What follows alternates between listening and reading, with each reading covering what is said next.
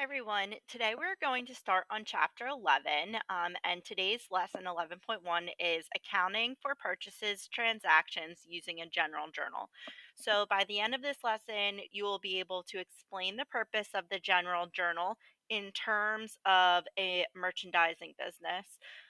We will account for purchase returns and allowances, and we will post the general journal to the accounts payable ledger and the general ledger. So, up until this point, in chapters 9 and 10, we've been learning about the special journals. However, not every transaction can be recorded in the special journal. So, for those transactions that can't be recorded in the special journal, we're going to go back to using the general journal. So, again, this is just a journal with two amount columns in which all kinds of entries can be recorded.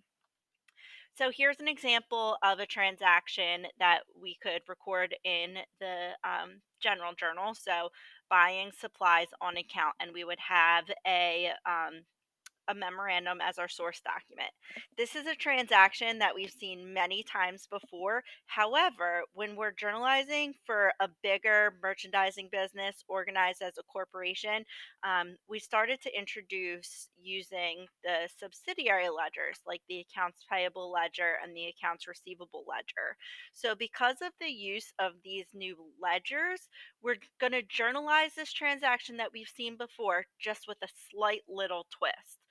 So again, bought store supplies on account from SD's supply for 165.25 memorandum number 42.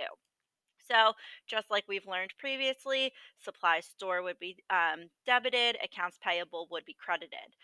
The difference, however, is now when we post, we have to post not only to accounts payable, but also to the subsidiary ledger. So we're going to start off by putting the date.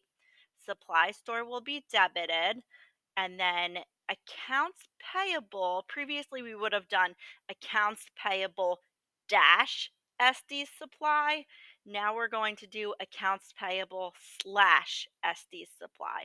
And the reason for that is because accounts payable SD supply is not one account.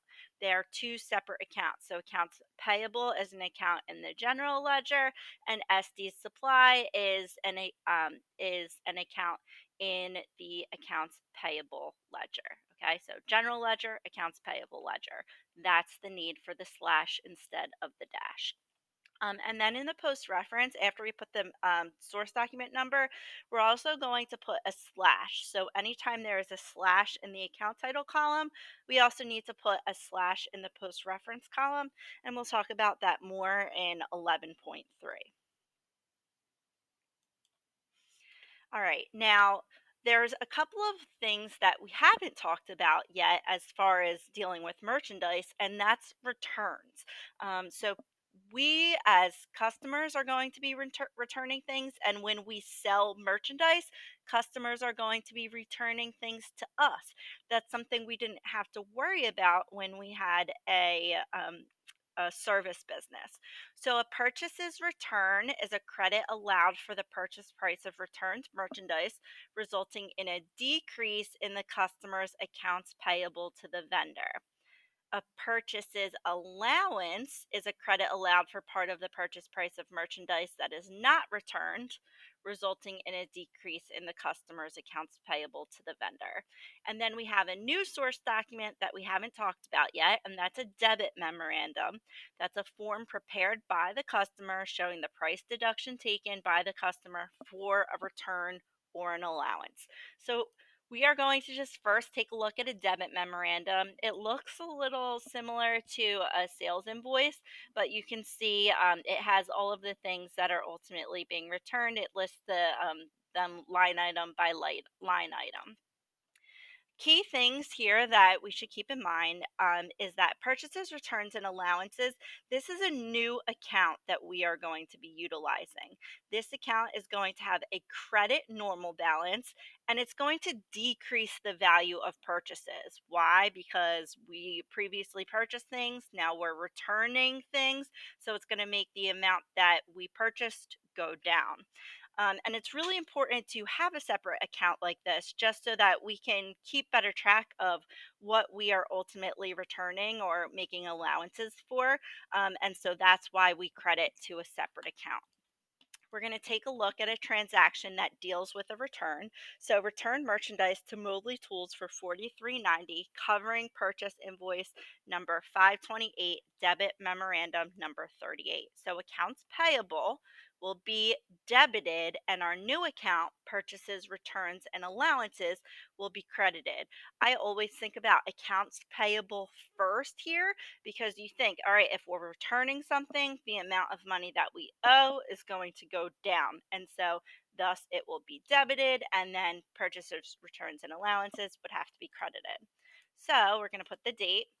We're going to put accounts payable slash the name of the vendor we are returning merchandise to. Our source document is a debit memorandum. Then we are going to be crediting purchases, returns, and allowances. And because we have accounts payable slash Mobley Tools, we also have to put a slash in the post reference. And again, the reason why it's a slash instead of a dash is because it's two separate accounts. Accounts payable is the general ledger account, and Mobley Tools is the accounts payable ledger. All right. So now what we're going to do is we are going to post from the general journal to an accounts payable ledger. Okay, so the accounts payable ledger is just going to be each one of our vendors here. So we're just going to look through accounts title, the account title column, and we would post every account to the general ledger just like we learned in chapter 4. But now, because we're using the accounts payable ledger, we also have to post to those specific vendors. So the first one, we just find those accounts payable slash and then the vendor, and that's who we're posting to in the accounts payable ledger. So the first one, we're going to find the date. So on the second, we are posting from General Journal page 12, so G12, and then it's SD's supply for 165.25. Credit and a credit we're going to add, and then we put the vendor number to the right of that slash. Okay, and we would do the same thing for Mobley Tools. Then we could go through and post from the general journal to the general ledger all of the individual other accounts. So we would just go right down the line, just like we learned in chapter 4. So put the date, general journal page 12, so G12, supply store, debit 165.25, debit and a debit we add, and then we put the vendor number back up at the top. The only difference is for accounts payable, that's going to go to the left of the slash. So because there's two accounts on this line, we're going to have two account numbers, one on either side of the slash.